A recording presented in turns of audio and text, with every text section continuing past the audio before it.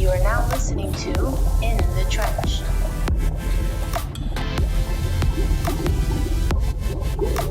Three. Welcome back to season 3 of In the Trench. Look at the camera next time. Anyway, we just had. Okay, hold on. We can't start season 3 like this. Every episode, season 1 and season 2, I've always said, "Oh my god, this is the coolest guys I've ever heard." No. But this time, I'm being serious. Like I'm serious every time when I say, "Oh shit, I just interviewed the coolest person," and then just for the next person to come on and me say the same shit again. This time, I mean it more. Like I don't know. This guy was bro. We had Spencer Thomas on. Who, if you don't know who he is, he's actually John Cena's stunt double. He's been a stunt double for, I believe he said 7 years, and he's done countless movies with him. He's his stunt double during Peacemaker. By the way, if you haven't seen Peacemaker yet, definitely watch it. That shit's fucking good. And it was an awesome episode. What do you think? Nicole was fangirling the whole time. She doesn't even fangirl over comic book stuff. I don't like DC and all, like Marvel stuff is not my thing, but this particular like person, I guess, was so easy to talk to. He was so fun. Look at the camera. I'm sorry. He was so fun, so easy to talk to. And we actually watched Peacemaker because like we were like, you know what, we're interviewing this guy. Let's watch Peacemaker, like catch up, see what's going on. And by watching like the episodes, which were so good, by the way, I was like, there's no way this guy did all the stunts in the show. Like it was just crazy. If you did watch Peacemaker, you know that episode 2, there's a balcony scene. That was all him. That shit had us like, what the fuck? That's so cool to know. Anyway, I'm not gonna do what I did in season 1 and season 2, which is where I make the intro super long. But again, Spencer, dude, you were fucking rad, bro. I can't wait to have you back on. Can't wait to see any more of your projects. They're currently filming a movie, both of them in Colombia, my motherland, like I said last episode. So can't wait to see that. Just really quickly, thank you to Mini Activewear and Hillbilly Iced Tea for sponsoring this episode, and enjoy the episode, guys. I like that Majin Buu beanie. Hey, appreciate it. Actually, I just got back from the gym, and this is my lucky gym beanie. Nice, man. That's what I wear. You're a Dragon Ball fan? Oh yeah, I grew up watching Dragon Ball Z. Hell yeah. You watch any Super or not? A little bit. I didn't quite get into it, and the dub thing drives me crazy, so I had to wait till it came out in English. Yeah. That's dope. And you said you're in Colombia, right? Yeah, we're in Colombia right now, filming a movie. Can you tell us what movie it is, or is it under wraps? Yeah, it's called Freelance. It's an action comedy Okay. with Allison Brie and John Cena, and I think it's a Netflix thing, so it should be out sometime by the end of the year. That's super dope. I told her. Yeah. I told my partner, girlfriend, who she's the manager of the show. I told her you guys were in Colombia because I'm actually from Colombia. Oh no way! Yeah. What part of Colombia are you guys Yeah. filming in right now? We're in Bogota. Oh, okay, cool. Yeah. I'm from Cali. I don't know if you know what that is. But Okay. it's a little north. I've heard of it. Yeah, it's north of Bogota. That's dope. And are there any crazy stunts for this movie, or? There's a couple crazy things going on. We got a lot of horse riding, and we got a Black Hawk helicopter and all kinds of crazy stuff going on. So it should be fun. That's super sick, man. Yeah. I've been brushing up because I knew of you, but I didn't know your name obviously before. I actually saw you. I believe IGN posted your name, and I was like, Oh, "Holy really? shit!" Yeah, IGN posted your story that you posted. They No way. they reposted your selfie with the Peacemaker costume. Oh, that's cool. Yeah, because they're like, well, John Cena is this huge dude. Who the hell is going to be his stunt double? It has to be equally as huge. That's sick. That's awesome.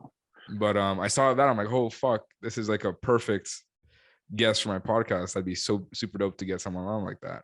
Because I'm personally a film major myself, right? So like I'm into all of this and every aspect of it, from the animation to the stunt performances. Like it all catches my eye. I know you were quite the football athlete. Yeah, man. I played for pretty much my whole life. Growing up, elementary school, junior high school, college, and then even moved to LA and did acting for a couple years, and then moved back home and went back to college to play football again. And it just was one of those things where I kept attacking and going after, because it was like this is what I want to do. And it just, there was other plans for me. So it didn't work out. I got injured. I got in fights. I got in trouble, and eventually got kicked off my football team, and ended up moving back to LA. And that's when I got into stunts, which is kind of funny how that transition. How did that happen? Kick off my team. How did you get into stunts? Is it because you got kicked off of your team?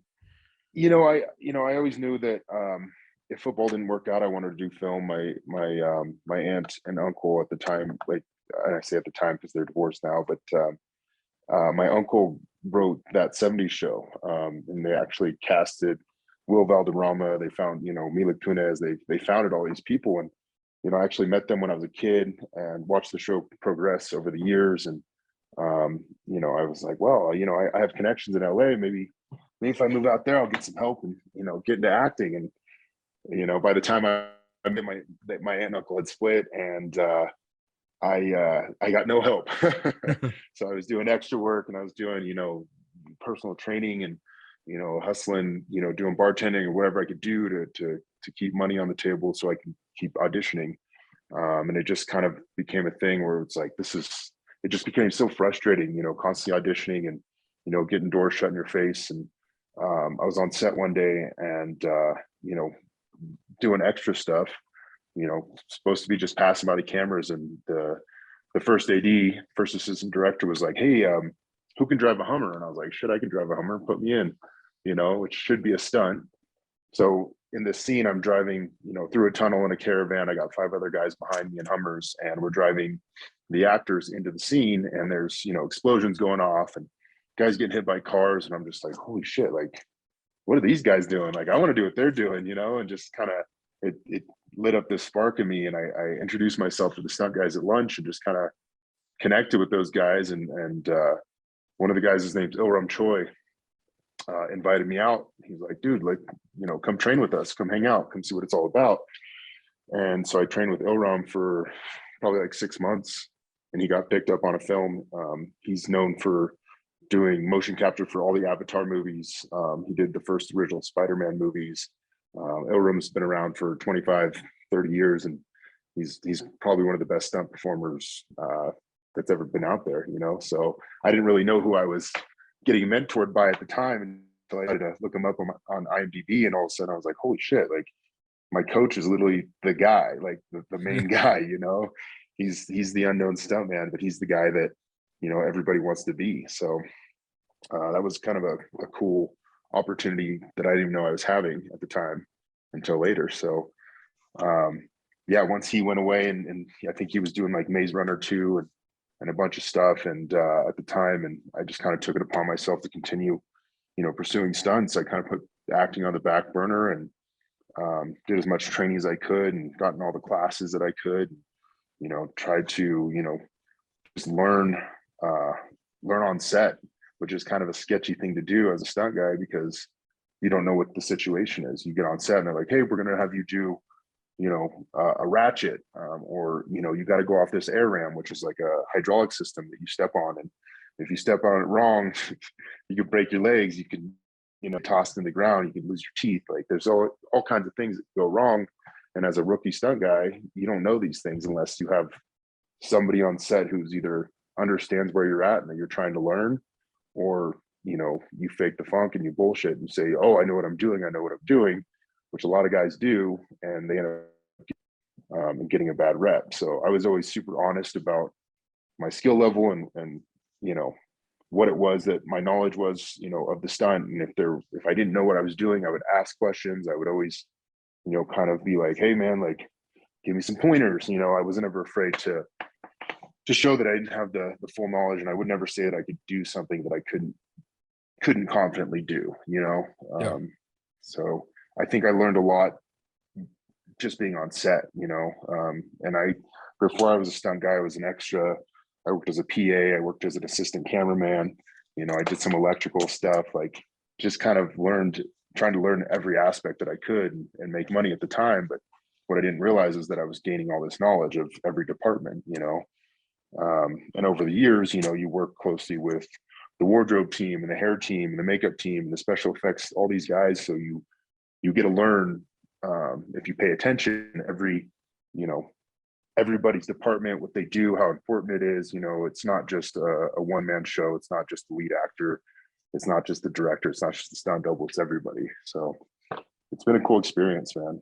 That's actually like insane the way you described it. So you went from being this crazy good football player to getting in a fight, getting kicked off your team, and then you kind of like realistically you broke down the walls in Hollywood to get your entrance, essentially, because get your break any way possible. And how'd you go from doing that type of stunt work to eventually what you've been John Cena's double since, what was it, Fast and Furious? Or I've been doubling John for 7 years now. So the first movie I doubled John on was called The Wall. Okay. And that kind of just came about. I was doing extra work, and I got a call from casting. Shout out to Brandy. I don't know if she's there anymore, but she's the one who gave me a call. And shout out to she was Brandy. like, hey man, yeah. She was like, hey man, like I don't know any other guys that are built like you, but we got to double this big actor, and I think you'd be great for it. So I went in and I did 3 rounds of auditions with a couple other guys, did some fittings, and I ultimately got picked. And this job was essentially, it was extra work. It was me photo double, body doubling John for this movie, The Wall, that we shot out in Palmdale for 17 days. It was in the desert. It was 120 degrees. We're full on military suit uniform. Just trying to knock this movie out. And anytime John, I don't want to spoil the movie, but John gets hurt early on in the movie. So a lot of it is him just laying there. And so that was me laying in the sun, laying in fire ants. And, I had a helicopter fly over me, like 20 feet over the top of me. And what you don't realize about a helicopter is essentially it's a vacuum. If you're underneath it, it sucks all the air out of your lungs, which I didn't think about. I didn't know this, Nice. So I'm laying there trying to play dead, and the helicopter's coming in for the rescue. And I believe his name was Steve Conroy, was the helicopter. And he comes flying in, and we're in the desert. So he kicks up all this dust, it's total brownout. So he's got to come in and land, and he flies right over the top of me and just sucks all the air out of my lungs. So I'm trying to play dead and act like, act like I'm down, and stay still. Got sand in your face, dust going in your nose, and finally he lands, dust kind of clears, and I'm just, kind of laying there, like trying to catch my breath, but also be dead. Yeah. So it was kind of one of those things where it was like, holy shit, it was kind of an eye opener for me. Like, you never really know when there's these big things going on in production, fire or helicopters or, car flips, anything could happen. And you kind of have to be prepared for anything, and actually have been in that situation and know what the hell could happen. So, but from that movie, I think I was 120 pounds. I've been dropping weight because when I was getting into stunts, everybody was telling me, you're too big, you're not going to find an actor you can double. There's no way. I was 245 coming out of college football. So I was just massive, and eventually, on that set, I met John that day. I was 120 pounds because I was dropping weight, trying to find an actor I could double. Wait, you were 120 pounds? I was 220. Okay, pounds. I was about to say 225. Really? So I was 245 out of college. Okay. And then I had dropped to 220.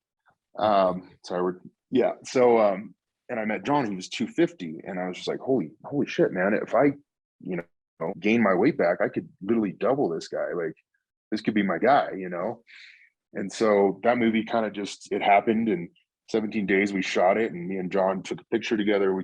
He was super cool. He gave me some advice that day where it was like, he said something about to change the way you think about money. We were talking about, I think we were just talking about what it's, how successful he was, and how I'm trying to get there at that point at some time. And I'm just some nobody, some kid that he's met on set, and he's like, he said, you got to change the way you think about money. He goes, if you're a person that lives paycheck to paycheck, it doesn't matter if you win the lottery tomorrow. He goes, you're still going to live paycheck to paycheck. That's why people are always, they make all this money, you hit a jackpot, whatever, your money's gone. He's like, you got to change your relationship and your thought process when it comes to money. And that was that. I've kind of carried that with me since that day of working with him, where I'm like, oh, like, you know, you gotta save your money. You can't be balling out and buying expensive cars and, you know, all the nice things before you even have a house, you know.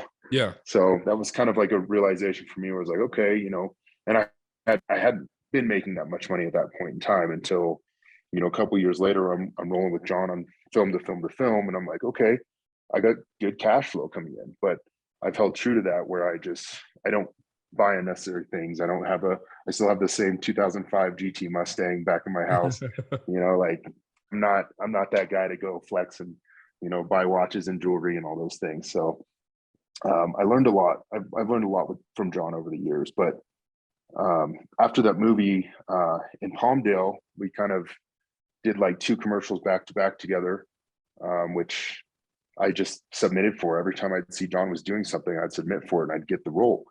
And then a year later, he did Transformers Bumblebee, and I got a call from the stunt coordinator, Mike Gunther, and he, you know, they were interested in me. They're like, you're the only guy that's doubled John Cena in LA. That's kind of instruments, and we'd like to bring you on the film. So just from that first film, I got the referral to work on Transformers Bumblebee, and we did 6 months of shooting on that. And after that, a couple more commercials and then reshoots. And then from the reshoots of Transformers, John, you know, kind of said to me on set, he's like, hey man, he's like, dude, we've been working together for quite a while now. How come you never asked me like for my info? How come, like, what's your goal? What are you trying to do with your career? And I was like, well, shit, you know, because when we were on set together, I'd just leave him alone. You know, I'd let him do his thing. I wouldn't fanboy the guy. I wouldn't, you know, try and be his best friend. I just do my job, you know, let him chill and do his thing. And eventually he was kind of like, what the fuck, man? Like, we're together all the time. Say what's up, you know? And so he's like, is there something you want to ask me? And I said, well, you know, what's the next movie you're working on? Like, you know, what are you doing? Like, I want to be your stunt double. And he said, you know, well, we're going to China next. We're going to be doing a movie with Jackie Chan, because I don't know if he's got his own guys to double me, but I'll keep you in the loop and I'll let you know.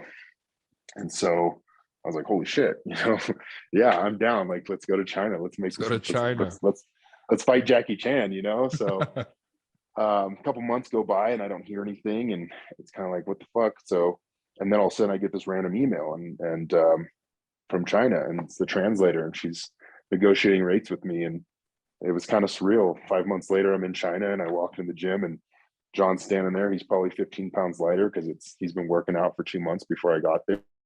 It's real hard to get the nutrition that you need in China. Yeah. At least where we were, it was very, it's called Yinchuan. It was super kind of rural. But I walk into the Jackie Chan training facility and John's like, what the fuck are you doing here? You know? I said, I told you, man, I'm here to be your double. And that movie hasn't come out yet, unfortunately. It's been 5 years. But Wow. I'm hoping February you guys get to see Jackie Chan and John Cena go at it.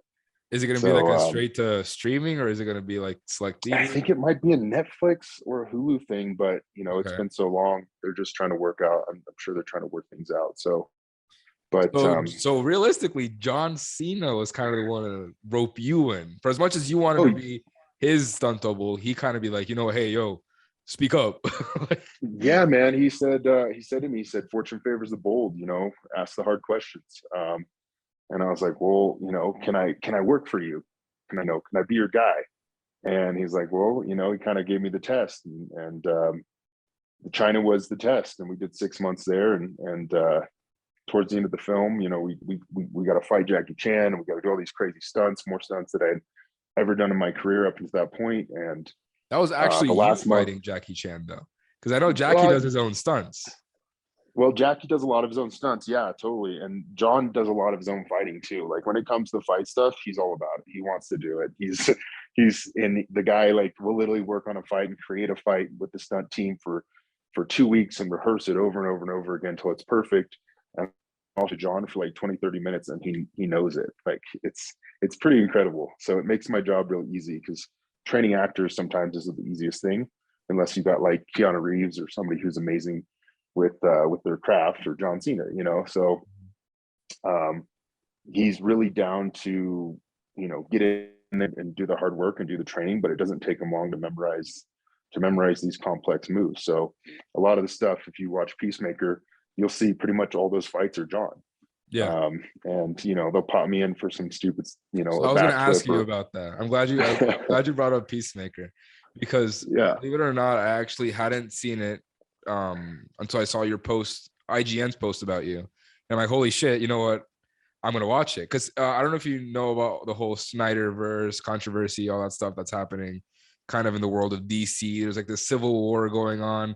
So whether you support Zack Snyder, you're kind of not going to support anything else. So it was just like this whole civil war. Because I'm a huge Snyder fan, but I'm also a huge James Gunn fan. Anything he does, I typically watch. And I'm like, oh shit, I saw this guy. I'm like, all right, bet I'm gonna watch Peacemaker. So I watched all 3 episodes. I still haven't watched episode 4 yet. But I've been dying to ask you, because realistically, episode 2, like a good part of it was just falling from the balcony. Was that you? That was me. Yes. Yeah. We did a lot of balcony falling training, and those scenes kicked my ass. It looked like it hurt. Yeah, they hurt. You know, especially the one where I took it straight to the chest.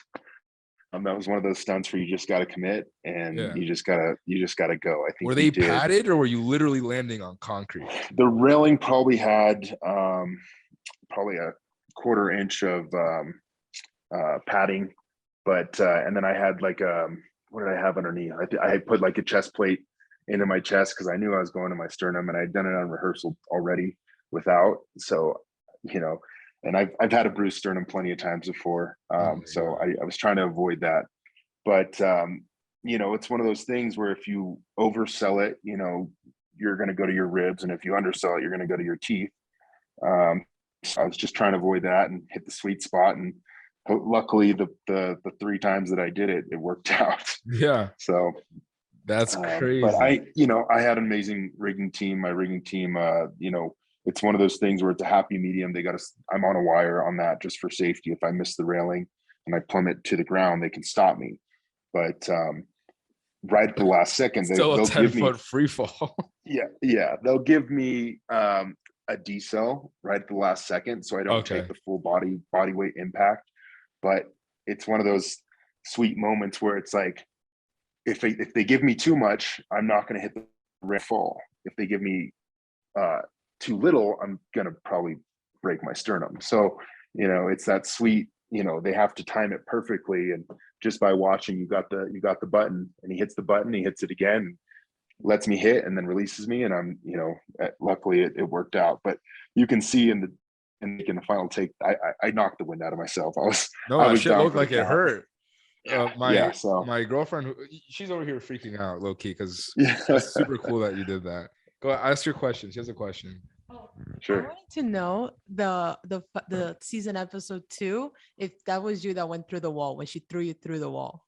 Yeah, that was me. That was you. Yeah. Yeah, man. Was that just like really, really thin drywall, or was it like? So yeah, it's a breakaway. It's a breakaway wall, and they just add a bunch of debris and things like that. And you know, we got to test it a lot, and actually that was probably one of my favorite stunts, because you know, you get a Hulk smash through stuff, and that's kind of what I do best, is just Hulk smash through everything. So it was a lot of fun going through the wall. That was probably one of the easier stunts. But the thing is, you know, you don't really know where things are set up. They could put debris in there, and it could be either too hard or whatever it is, could land on it. So, and you also don't know what's on the other side for the most part. So you try and make it as safe as possible. Every now and then there's a little hang up, but luckily on that one we didn't have any issues. So yeah. Wait, well, we're over here fangirling over Peacemaker, which I do have more questions about, or at least more questions about Peacemaker. But dude, I'm assuming a building fell on you in the suicide. No, that would have to be John. That was John. John did that. Yeah. That's sick. What? Yeah, man. So John did that building scene. Yes. Yeah. So John does as much as he can, man. It usually is down to producers and money, you know. And if John gets hurt for a project and we're doing something, then that's, you know, 250 people out of work for, you know, however long it takes for him to heal. if I get hurt, then they can just bring another guy in and they can keep the show running. You know, so I know that he wants to do a lot of events, and I know that he's kind of like, oh, you know, and sometimes he's like, no, bro, it's all you do it. I'm good, you know, and he's very good about that. He's very humble about it, which is cool. He's not like a lot of other actors. He's very down to earth. He's like, no, bro. He's like, go get him, you know? So he knows it's fun for me. And I do enjoy it. I do enjoy what I'm doing. So that's awesome. So of all the projects you've been on, John or not John included, what's like, or maybe we haven't seen it yet. Maybe it's an episode that hasn't come out yet. What's the wildest stunt you've done? Or I should say the most dangerous. The most dangerous stunt. Yeah, I mean, I think I did get injured on Peacemaker towards the end of the filming. I tore my labrum, my rotator cuff, my shoulder, trying to perform a stunt. And it was just something where, you know, it's called a goo trap. They put a wire, a pick point on your hip, and it goes between your legs. And when they press the hydro system, you flip 2 or 3 times. And I got tossed about probably 25 feet straight to my shoulder. The first 2 times we did it, I was wearing a helmet. I went to my head, was able to roll out of it. And the third time we were like, oh, it's, you know, for some reason it's not doing what it did in rehearsal. Little did I know that pick point was just off, just by a little bit. It should have been on my left hip. It was actually in my center back. So that changes your trajectory, you know, completely. And it's something I should have checked. I was just kind of got complacent towards the end of the film. And, you know, you're like ready for this thing. It's just like, oh, let's go. Let's fucking finish this. Just launch me.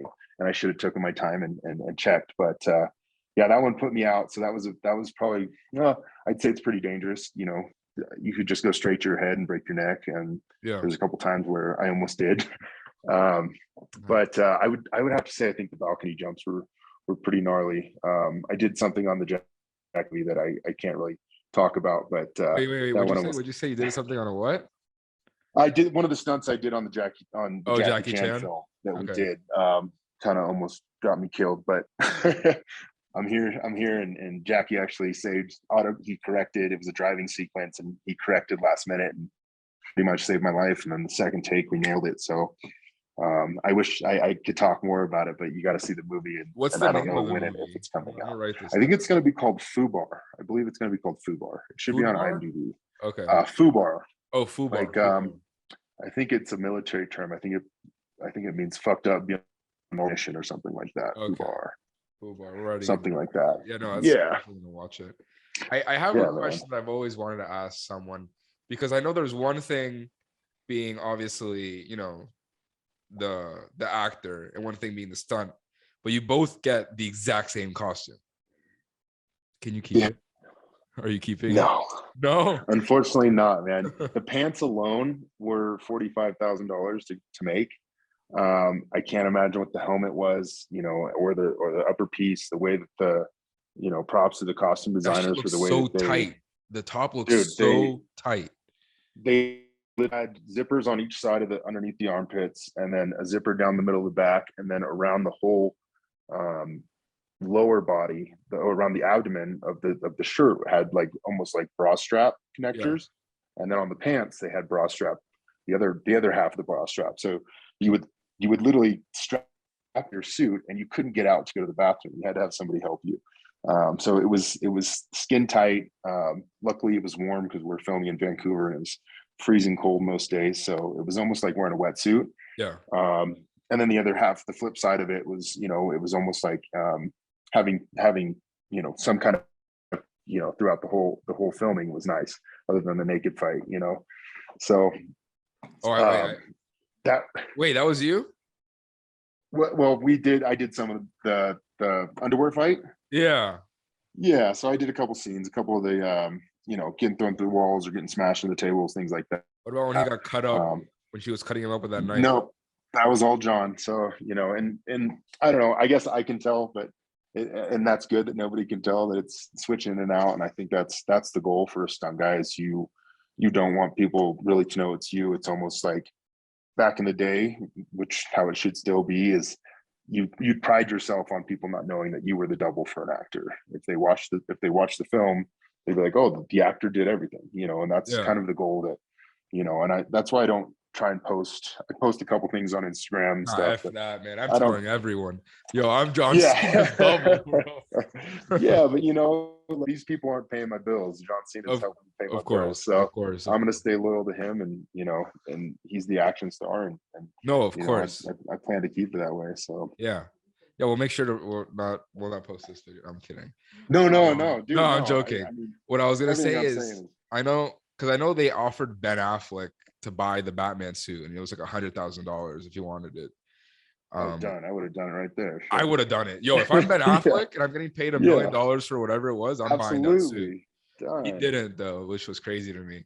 But You know, I saw something a couple weeks ago at how about he had a really bad experience the filming of Justice League. He was just he was desperate to get out of it. And I'm just in my head, I'm like, dude, you have this role that like billions of people would dream to do, Would you kill. know, Would and kill for. who knows what was going on at the time for Ben Affleck and what was going on in his life, but fuck, man, like that's an opportunity you got to cherish. Do you know who Scott Adkins is?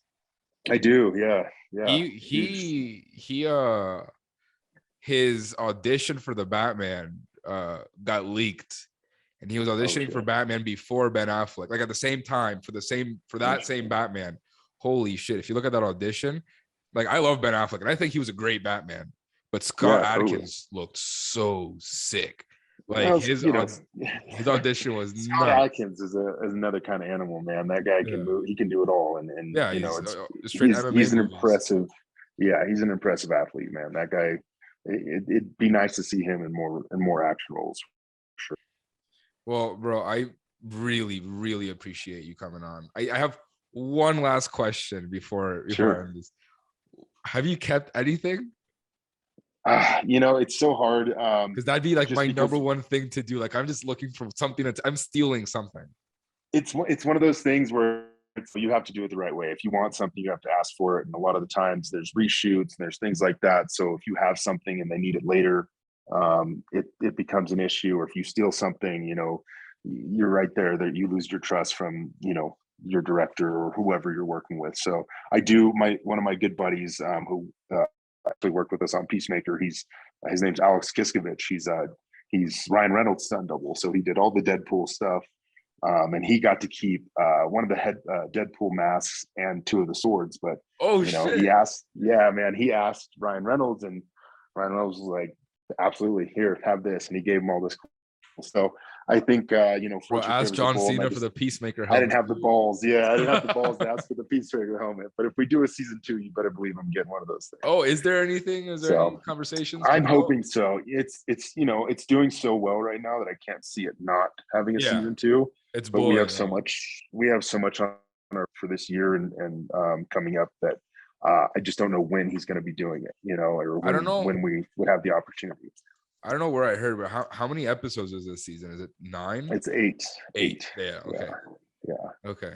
All right. Well, I'm excited for the rest of Peacemaker, man. I'm excited. I know it's your job for us not to find out, but I'm gonna be looking out for which one is not John Cena. Yeah, it's only gonna get wilder and crazier, and I can't wait.